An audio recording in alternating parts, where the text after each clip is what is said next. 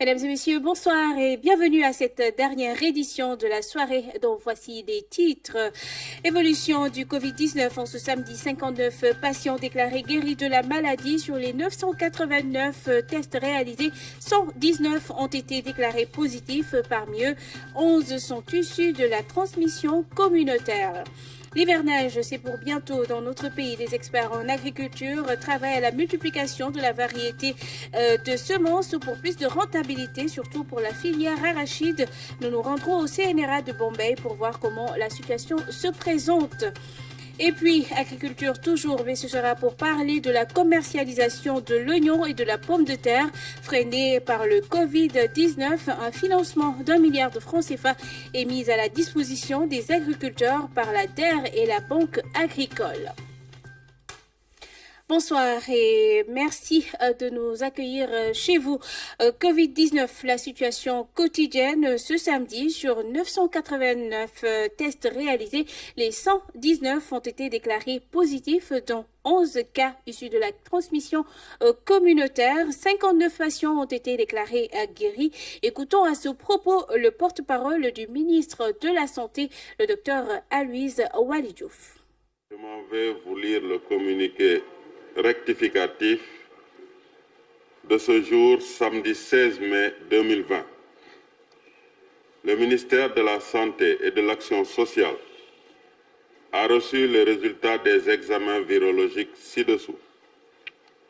Sur 989 tests réalisés, 119 sont revenus positifs, soit un taux de positivité de 12,3%. Les cas positifs sont répartis comme suit. 108 contacts suivis par nos services, 11 cas issus de la transmission communautaire répartis entre Grand Yoff 2, Soprim 2, Dalifort 1, Touba 2, Popenguine 2, Linguère 1 et Pikine 1. 59 patients hospitalisés ont été contrôlés négatifs et déclarés guéris. 7 cas graves sont pris en charge dans les services de réanimation de l'hôpital Fann, 1 cas grave, et de l'hôpital principal, 6 cas graves. L'état de santé des autres patients hospitalisés est stable. À ce jour, 2429 cas ont été déclarés positifs, dont 949 guéris, 25 décédés et 1454 sous traitement. Le ministère de la Santé et de l'Action sociale exhorte les populations au respect strict des mesures de prévention collective et individuelle. Foundiougne et environ prennent les devants dans la lutte contre le Covid-19. La zone insulaire à plus de 60% est en alerte, même si aucun cas n'est signalé. Foundiougne, c'est son embarcadère et son bac pour la traversée. Ce point très fréquenté par les populations est aussi un haut lieu de sensibilisation. La Croix-Rouge et le SNEIFS ont mené des activités communes dans le département. Oumar Dia. Les zones de traversée d'un cours d'eau sont souvent très fréquentées. À Ndahonga, les allers et retours du ferry rythment les événements en ce moment marqués par la menace du Covid. Sorte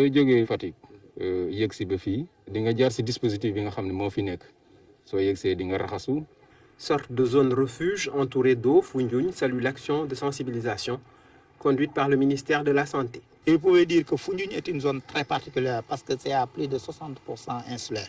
Nous n'avons que 2 postes de santé terrestres. Nous venons de terminer une caravane qui a été entièrement organisée avec le SNEIFS. Dans tout le département de Foundiougne, comme ici à Soum, les populations se sont mises à l'heure de la prévention. C'est une bonne chose pour mieux encore sensibiliser les populations parce que peut-être il y a une frange qui jusque-là, alors la sensibilisation reste, mais quand même le ministère est en train de se déployer. Des systèmes simples et pratiques de lavage des mains sont aux différents coins de rue. Un bidon avec de l'eau, du bois, une corde et du savon. C'est un dispositif un peu traditionnel, mais vraiment qui est un peu adéquat avec notre réalité. Pour pouvoir intervenir sans cesse, les éléments de la Croix-Rouge ont bénéficié d'une mise à niveau. C'est une nouvelle pandémie, donc c'est de nouvelles mesures. Les éléments ont subi une formation au district sanitaire de Foundiougne. Agents du SNEPS et ceux de la Croix-Rouge ont travaillé ensemble, mais les seconds voudraient être bien renforcés en logistique. Nous travaillons avec les moyens du bord et avec l'apport de certaines bonnes volontés. Quelquefois, il nous arrive de manquer de tout, il nous arrive même de sortir de notre poche. En dépit de la faiblesse des moyens disponibles, les braves volontaires sont sur le terrain des aurores au crépuscule pour que le Covid ne puisse jamais emprunter le bac de Foundiougne. Omar Diao, on reste dans cette zone du Sine Saloum, toujours concernant le Covid-19. Le dispositif du port de Kaolack, évalué par les membres du comité de gestion des épidémies et le Centre national de réinsertion sociale. Après inspection, le comité s'est dit satisfait de la situation trouvée sur place. La correspondance de Claire Diop. Le dispositif sanitaire renforcé au niveau du port maritime de Kaolack en cette période de pandémie du Covid-19, le constat est fait par le comité régional de gestion des épidémies. Ici, tout fonctionne normalement. Quelques 23 débarquements ont été enregistrés depuis le début de l'année. Une fois au port de Kaolack, le capitaine monte à bord avec masque. On met tous les dispositifs de sûreté conformément à la Convention internationale sur la sûreté des installations portuaires, ratifiée par le Sénégal. Avant leur arrivée, ils nous envoient ce qu'on appelle les 10 derniers ports d'escale. La réhabilitation du port à travers le dragage du fleuve figure parmi les projets prioritaires des autorités. Malgré le contexte actuel, la confiance de certains partenaires est retrouvée. Beaucoup de navires accostent par ici, non sans contrôle sanitaire. Avant d'accéder au port de Kaolack, il faut passer d'abord par Dakar pour une visite sanitaire. Une fois la visite sanitaire certifiée par le médecin qui est à Dakar, ensuite, il se dirige vers le port de Kaolack. Une fois sur rade de Djifer, il mouille langue, c'est-à-dire il stationne sur rade de Djifer. Djifer, c'est à quelques 120 km d'ici. Il attend là-bas pour une inspection avant d'entrer au port de Kaolack. Renforcer la vigilance au niveau de toutes les frontières, telle est la démarche du comité pour éviter tout risque de contamination. Qui dit obstacle naturel ici dit possibilité pour certaines personnes peut-être qui n'auront pas des possibilités compte tenu du dispositif de restriction de la circulation terrestre. Ces personnes-là pourront être tentées peut-être de passer par la mer. C'est une des raisons qui nous ont poussé à venir visiter le port. L'autre raison, c'est que ce port aussi est ouvert sur l'extérieur du pays. Parce qu'une fois au niveau de Djifer, la pointe de Sangomar, au-delà, vous avez toute l'océan. Autre site visité par la délégation, le Centre national de réinsertion Imam Hassan Sissé de Sing Sing à Kaolack. La nouvelle orientation des autorités est d'aménager des structures extra-hospitalières pour y placer les sujets asymptomatiques du coronavirus. Une meilleure prise en charge est visée. Dans la région de Tambacounda, le département de Koumpentoum est choisi pour le lancement de la distribution de l'aide alimentaire d'urgence. Les bénéficiaires saluent ce geste de haute portée humanitaire, nous dit Tchoredia. Les opérations de distribution de kits alimentaires se poursuivent dans le Sénégal oriental. Après Salémata, c'est au tour de Koumpentoum d'abriter le lancement pour la région de Tambacounda. Ici, plus de 53 000 ménages sont ciblés. Les populations bénéficiaires de la région de Tambacounda, 53 887 ménages environ, recevront ces kits pour une valeur monétaire de 66 000 francs CFA. Un effort important, énorme, consenti par l'État du Sénégal, par la volonté de M. le Président de la République, en vue d'apporter l'appui nécessaire aux populations face aux effets négatifs liés à la pandémie du Covid-19. 1 million de ménages, environ 10 millions de Sénégalais. La majeure partie de ces bénéficiaires des personnes dont la pandémie a impacté leurs activités professionnelles et les membres du registre national unique qui vivaient déjà dans la précarité. Le comité communal le comité quartier et quartier encore. Je fais partie du comité communal et celui des quartiers. On a recensé les ménages les plus vulnérables, Les bénéficiaires de kits alimentaires en ont vraiment besoin ici à Koupentoum. Pour la satisfaction des revendications de certaines couches sociales, le ministre s'est engagé. Mais je rassure les ménages qui ont les cartes d'égalité de chance. Les 75 000 personnes titulaires des cartes d'égalité de chance, qu'en tout cas, des solutions seront apportées par rapport à leurs préoccupations. Je rappelle aussi que les ménages qui sont au niveau des villages de reclassement social, que ces ménages-là aussi, des solutions seront apportées par rapport à leurs préoccupations. Je rassure aussi les ménages titulaires ou bénéficiaires des bourses de sécurité familiale ne figurant pas dans le RNU, que leurs préoccupations aussi donc seront prises en compte en réalité. Et aussi des ménages qui sont au niveau des transporteurs qui réclament un petit peu, en tout cas une assistance, ces ménages-là aussi auront leurs préoccupations en tout cas solutionnées. Et avec en tout cas la volonté de M. le Président de la République, avec l'autorisation de M. le Président de la République, des solutions seront trouvées à l'endroit de ces ménages. Après le lancement de la distribution des kits alimentaires par le ministre à Koupentoum, maintenant c'est au tour des commissions de recensement et de distribution de procéder à la même opération dans toute la région. L'hivernage s'annonce et les acteurs se préparent. Du côté de la recherche agricole, les choses bougent. Au centre de recherche de Bombay, des variétés de semences à haut rendement sont mises au point. En exemple, la 55-435 pour l'arachide, très prisée par les producteurs. Lamine Touré nous présente la chaîne de production des semences dans l'un des sites les plus anciens de l'ISRA. Suivons son reportage. Une parcelle de production de semences au Centre national de recherche agronomique de Bambey, un site de l'ISRA. Jean Odiata est en compagnie de l'agro-anthropologiste Ibrahima Sarr. Cette variété d'arachide, la 55-435, est particulièrement suivie. C'est une variété à cycle court de 90 jours. Et ce sont des variétés qui sont adaptées dans les écologies du bassin arachidier, surtout dans la zone sahélienne. Ça fait partie de l'une des variétés les plus demandées en ce moment sur le marché, parce qu'on a des commandes très élevées. Ce champ de 2 hectares constitue une école pour ces chercheurs de l'ISRA. Ici, les conditions de poussée de la légumineuse font partie des bonnes pratiques agricoles. La première chose à respecter, c'est les bonnes pratiques agricoles. Les bonnes pratiques agricoles, ça veut dire que si vous devez semer, il faut respecter les distances, parce que quand il y a des distances trop serrées, vous avez un environnement, un micro-environnement favorable aux maladies. Donc, les bonnes pratiques, c'est la première chose. La première chose, c'est ici justement le point de départ dans ces vastes étendues d'expérimentations agricoles. Sur cette parcelle, le docteur Issa Faye dispose d'une vingtaine de variétés d'arachides, dont 10 ont fait l'objet de labellisation. Ici, nous sommes dans la parcelle de sélection. Alors, la sélection, comme son nom l'indique, c'est le processus par lequel l'on arrive à développer des variétés pour les producteurs qui sont les utilisateurs de nos produits de recherche. Alors, comme vous le voyez ici, c'est des lignes en ségrégation, c'est des lignes fixées, c'est des variétés déjà obtenues qu'il faut conserver pour une utilisation continue dans le temps au bénéfice des producteurs.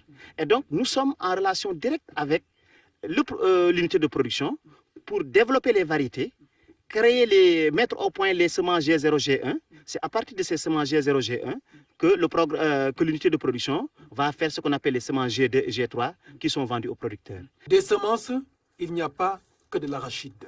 Plusieurs variétés sont ici concernées. Le mil, le sorgho, le riz de plateau, entre autres. Aujourd'hui, la politique de l'État du Sénégal va au-delà de la productivité de ces céréales. Quand tu regardes un peu la politique de l'État, donc ils avaient beaucoup plus mis l'accent sur ce qu'on appelle la fortification. C'est-à-dire ils ajoutent des éléments nutritifs au niveau des aliments qui sont consommés par les enfants, mais également surtout par les enfants et les femmes enceintes. Et on s'est rendu compte qu'il y a une stratégie qui est beaucoup plus facile. C'est ce qu'on appelle la biofortification. C'est-à-dire on essaie de voir du point de vue agronomique, du point de vue sélection, comment on peut améliorer la teneur, par exemple, en fer et en zinc de ces variétés-là. Puisqu'on sait que le mil est fortement consommé ici au Sénégal. Donc on se dit que si on parvient à augmenter le niveau de fer et de zinc au niveau de ces variétés-là, on pourra quand même contribuer à l'éteinte de la sécurité alimentaire. Donc ce n'est pas seulement au fait l'aspect rendement qui nous intéresse maintenant. Maintenant, il y a l'aspect qualité nutritionnelle qui vient en appui par rapport à l'aspect lié au rendement. La variété Tchakti répond à cette nouvelle donne. La spécificité, c'est que c'est une variété qui est très riche en éléments minéraux, c'est-à-dire du point de vue nutritionnel, c'est-à-dire notamment en éléments fer et zinc, c'est-à-dire qui va vraiment être très importante pour la population, parce qu'on voit que la France jaune, c'est-à-dire au niveau de la population du Sénégal, sont presque carencées. Ces expériences agricoles du Centre national de recherche agronomique de Bambey font face à une nouvelle problématique une fois les semences livrées aux producteurs. Où qu'ils se trouvent, la pauvreté des sols inquiète ces chercheurs. Quelle que soit la zone au Sénégal, les pratiques culturelles actuelles ne sont pas favorables au maintien de la fertilité des sols, parce que partout où nous sommes, après la récolte, tous les résidus de récolte sont même exportés pour les besoins soit domestiques, pour les besoins de l'alimentation du bétail, et les sols sont vraiment dépourvus de matière organique. Donc il n'y a aucune restitution au sol des éléments minéraux qui ont été puisés par les plantes, cause pour laquelle nous faisons face quand même à une pauvreté généralisée des sols. Que faire alors? Ce qu'il faut faire, c'est surtout promouvoir les bonnes pratiques agricoles, c'est-à-dire essayer de restituer au sol toute cette frange de matière organique avec l'amendement organique. Et ça permet quand même, en présence de la matière organique, de favoriser l'activité biologique du sol. Et ça rend le sol plus fertile. Même s'il faut préconiser l'apport d'engrais, ça sont des apports ponctuels qui sont surtout pour apporter à la plante les éléments nutritifs dont elle a besoin. En attendant d'apporter des solutions à cette délicate situation, le CNRA de Bambey travaille nuit et jour sur toute la chaîne de production de semences. Il allie modernité et tradition dans ce travail. On reste dans le secteur. Le Centre national de recherche agronomique de Bambey envisage de travailler fortement sur l'arachide de bouche pour booster les exportations du pays. Il s'agira de mettre en place une nouvelle variété riche en acide oléique. Le docteur Issa Faye, responsable du programme légumineuse au CNRA de Bambey, nous explique. Il est au micro de Lamine Touré. Le programme est en train de travailler depuis quelques années à mettre au point des variétés à forte teneur en acide oléique. C'est-à-dire, vous savez, jusqu'ici, nous avions des variétés qui étaient suffisamment riches en huile, mais sur le plan nutritionnel, ou bien sur le plan de la qualité de cette huile, nous avions des variétés pour lesquelles la teneur en acide oléique n'était pas très élevée. Et on sait aujourd'hui que le marché extérieur, en tout cas, si nous voulons rééquilibrer la balance entre l'arachide d'huilerie et l'arachide de bouche, il va falloir qu'on mette l'accent sur l'arachide de bouche un tout petit peu. Et l'acide oléique est un aspect important pour le marché extérieur. Et c'est pour cette raison que nous avons commencé un programme qui va au bout, en fin de compte, permettre à l'ISRA de mettre au point des variétés à forte teneur en acide oléique. L'acide oléique, c'est un acide qui se trouve dans l'huile et qui permet à cette huile d'être conservée pendant une longue durée, mais également qui permet de limiter les maladies cardiovasculaires. Et donc, c'est un double intérêt. Un intérêt au plan sanitaire, au plan médical, mais également un intérêt sur le plan conservation de cette huile sur une longue période. Les impacts du Covid-19 n'épargnent pas la filière oignon à Podor. Les producteurs peinent à écouler leur production. La situation perdure et ils espèrent un soutien de l'État pour s'en sortir. Ibrahim Ndong, reportage. Un spectacle désolant sous le regard impuissant des producteurs. Des sacs d'oignons en décomposition, doublés d'une odeur nauséabonde. Un tour dans les différents centres de groupage a permis de constater les dégâts dans le département de Podor. Depuis la fin des récoltes, les producteurs peinent à écouler leurs marchandises. Il y avait des détaillants qui venaient se ravitailler chez nous, mais avec les mesures prises dans le cadre du Covid, ils n'ont plus la possibilité d'avoir un moyen de transport. Du coup, les invendus s'accumulent, une situation qui n'arrange aucun producteur. S'y ajoutent aussi les engagements auprès de certaines institutions de crédit. Ce qui se passe dans le département de Podor, c'est ce qui se passe dans tout le Sénégal, mais plus particulièrement ici au niveau de Podor, il fait très chaud. Vous avez vu le dégât sur place. Vous avez constaté de visu que tout l'oignon est stocké ici. Une grande partie est partie en perte. Nous nous sommes ouverts même aux commerçants qui achetaient une bonne partie de la production et se trouvent à Dakar pour savoir à quoi cela est dû. Mais les explications qu'ils nous ont fournies, c'est qu'à leur niveau aussi, avec cette situation, ils ont constaté une certaine lenteur dans l'évacuation de la production qui a été achetée, et ce qui s'est répercuté aussi sur les quantités qui devraient être enlevées au niveau des sites de production. Une période de grisaille qui nécessite une assistance aux producteurs. Devant une telle situation, la SAED apporte son soutien. En plus de l'accompagnement que nous faisons sur la production pour augmenter la productivité, mais aussi sécuriser la commercialisation, nous avons mené des actions. Et parmi ces actions, il y a donc c'est surtout l'équipement en matériel. Ces équipements sont surtout les bascules pour au moins faciliter le posage de la production qui doit être assistée par les commerçants, mais aussi des palettes que nous distribuons au niveau donc, des centres de groupage pour éviter à ce que donc, la production soit en contact direct avec le sol, ce qui peut améliorer en plus la qualité. Cet accompagnement de la SAED et de ses partenaires permettra sans doute de soulager les producteurs. S'y ajoute la réouverture des marchés qui va permettre aux producteurs de pouvoir écouler leur production. Et justement, Ibrahim Ndong, un financement de la DER et de la Banque agricole est mis à la disposition des producteurs d'oignons et de pommes de terre. L'agence de régulation des marchés annonce une ligne de crédit d'1 milliard de francs CFA. Les précisions dans ce reportage de Aramdan. C'est alors que les importations d'oignons, de pommes de terre et de carottes ont été gelées et la campagne déjà lancée que le Covid est venu tout remettre en cause. Tout était parti pour une régulation correcte du marché.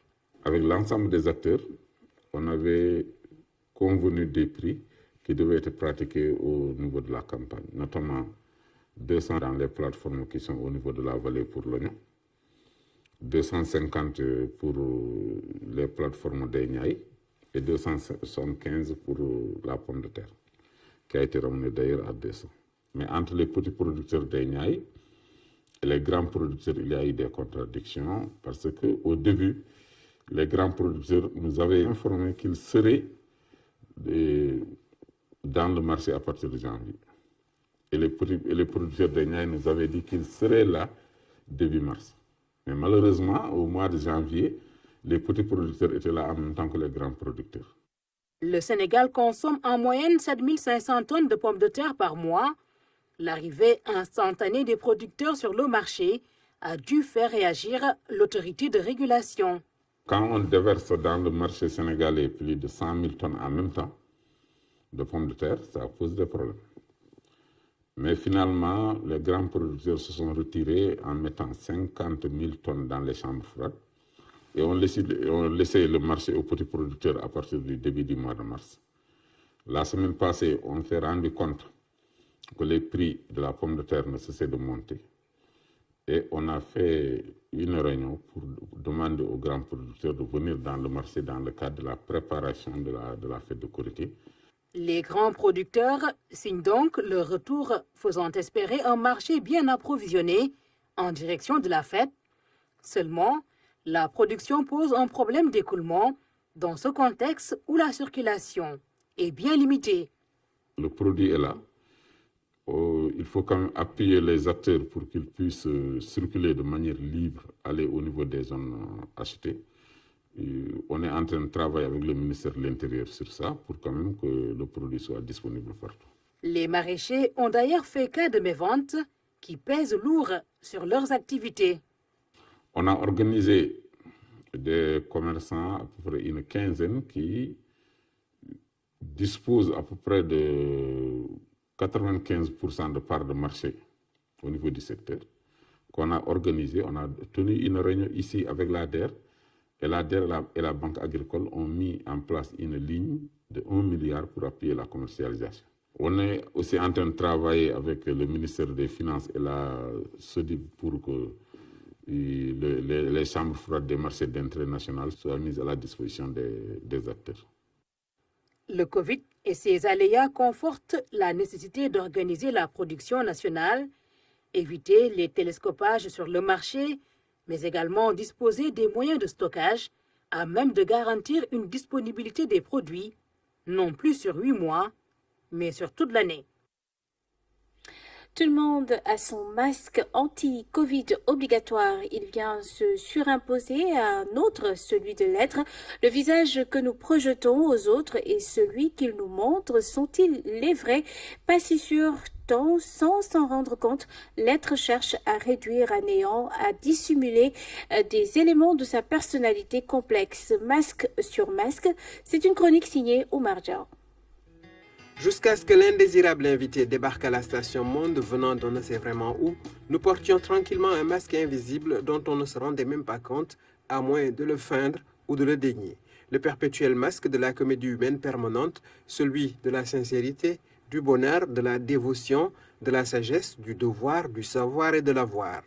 Personne n'a jamais trouvé dans son berceau ou sur sa natte à même le sol, dans sa valise bébé cossue, au milieu de couches de langes et d'autres talismans supposés protecteurs, cet accessoire. En fait, c'est progressivement que l'on acquiert, que l'on se forge ou se tisse un masque à partir de matériaux ramassés dans l'environnement social, familial et professionnel. Ce masque des complexes, des frustrations, des prétentions et des échecs est clairement l'une des choses les mieux partagées partout. Selon les cultures, le masque peut être plus transparent ou plus opaque. Quel exercice laborieux que de vouloir jauger et juger les véritables intentions derrière les barrières immatérielles qu'on a du mal à se figurer. C'est souvent le peu de bonne conscience qui pousse finalement à tomber le masque s'il ne le fait pas tout seul. Oui, parce que son destin n'est pas l'éternité de la tombe. Et quand cela se produit, l'homme apparaît tel qu'en lui-même avec son vrai visage, nu ou enveloppé dans un nouveau, celui contre le Covid. Et puisque l'actuelle rhétorique renvoie à la guerre, gardez à l'esprit que ne pas s'armer d'un masque, c'est comme pour un soldat, aller sans casque au front, une cible trop facile. Oumar Diaw, une chronique très instructive. Surpoids, obésité et ramadan font-ils bon ménage? Notre nutrithérapeute répond affirmatif. Selon le docteur Keba Tamba, le ramadan est une bonne période pour perdre du poids. Il est au micro de Koumba Djaratemar et c'est dans la capsule ramadan de ce samedi. Dans la perte de poids, malheureusement, les régimes ne marchent pas. Les médicaments ne marchent pas. Ça veut dire quoi? Quand la personne adopte un régime, c'est généralement tellement contraignant et restrictif qu'elle ne peut pas faire ça toute sa vie. Et dès qu'elle arrête, ça revient. C'est ce qu'on appelle le phénomène yo-yo. Les médicaments aussi, c'est la même chose. Vous pouvez perdre des kilos sous traitement, mais dès que vous arrêtez, vous reprenez vos kilos parce que c'est plus sur les signes que vous agissez. Alors que la perte de poids doit se faire au niveau de la source, c'est-à-dire la carence micronutritionnelle. La meilleure façon maintenant de perdre du poids, c'est d'espacer les repas.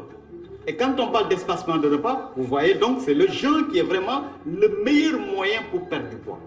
Et ça, moi, personnellement, c'est ce que j'utilise quand j'accompagne des gens par rapport à la perte de poids. On essaie au maximum d'espacer les repas pour aider maintenant l'organisme à aller puiser dans les réserves. Parce que si déjà, on met le système ou bien l'organisme dans un état de stress, c'est-à-dire on le prive d'apport, il est obligé d'aller puiser dans les réserves. Et ça, c'est le principe du jeûne. Maintenant, la plus grande efficacité, on l'obtiendra par rapport aux aliments que nous allons manger, à la coupure ou bien au petit déjeuner. Donc, si c'est vraiment des aliments sensés, des aliments hyper riches sur le plan micronutritionnel, des aliments qui ne vont pas salir ou bien acidifier le corps, c'est le meilleur moyen pour franchement perdre du poids de façon très efficace et même de façon définitive si on parvient maintenant à adopter ce mode de vie. Parce que le plus grand souci dans la prise de poids, c'est le sucre, c'est pas le gras.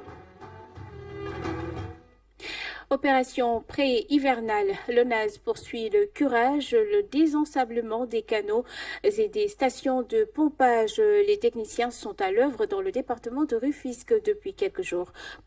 Mama Moussagnan.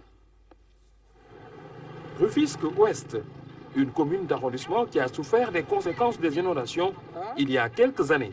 Si l'eau qui passait ne passe plus, il y a blocage quelque part.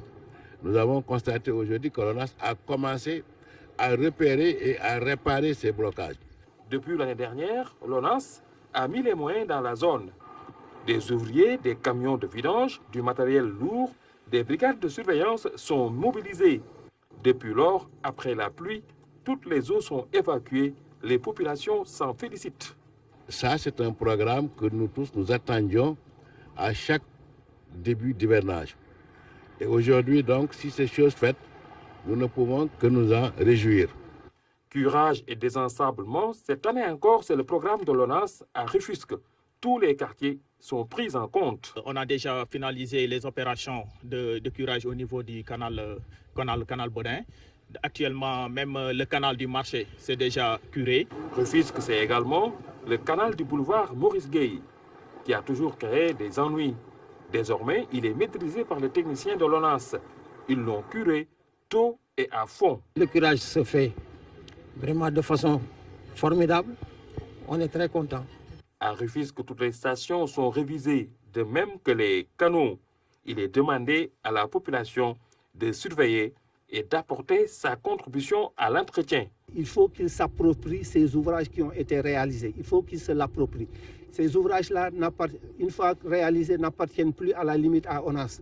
C'est des ouvrages qui sont faits pour eux, qui les aident à avoir un cadre de vie décent. À Rufisque, l'ONAS dispose de 8 stations. Toutes sont déjà nettoyées. 86 jours de travaux qui ont déjà donné 33% de taux d'exécution.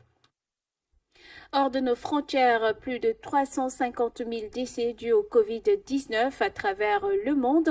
En Europe comme en Afrique, les mesures de restriction ont été allégées.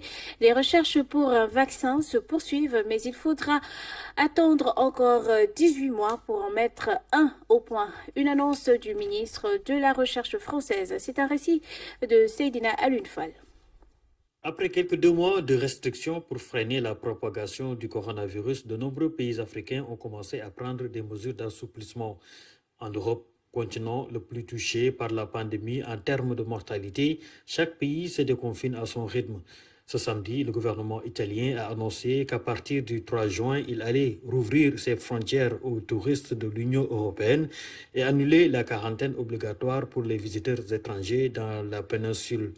En Espagne, le Premier ministre a annoncé vouloir prolonger l'état d'urgence qui devrait prendre fin le 24 mai pendant environ 1 mois jusqu'à la fin du processus de déconfinement. De son côté, l'Allemagne a annoncé ce samedi la réouverture de sa frontière avec le Luxembourg et l'assouplissement des conditions de passage avec l'Autriche et la Suisse. Dans le monde, la pandémie de Covid-19 a fait plus de 350 000 morts. Au moins 4 500 000 personnes ont été contaminées. L'Agence européenne du médicament a évoqué un vaccin qui pourrait être disponible dans 1 an, selon un scénario optimiste. Plus de 100 projets ont été lancés dans le monde et une dizaine d'essais cliniques sont en cours, dont 5 en Chine pour tenter de trouver un remède au Covid-19. Ce samedi, la ministre française de la Recherche a jugé qu'un éventuel vaccin contre le Covid-19 ne sera pas disponible avant 18 mois. Contredisant le président américain, selon qui ce serait possible d'ici à la fin de l'année. Ce journal est à présent terminé. Merci de l'avoir suivi. Bonne fin de soirée en compagnie des programmes de la RTS et surtout, restez prudents.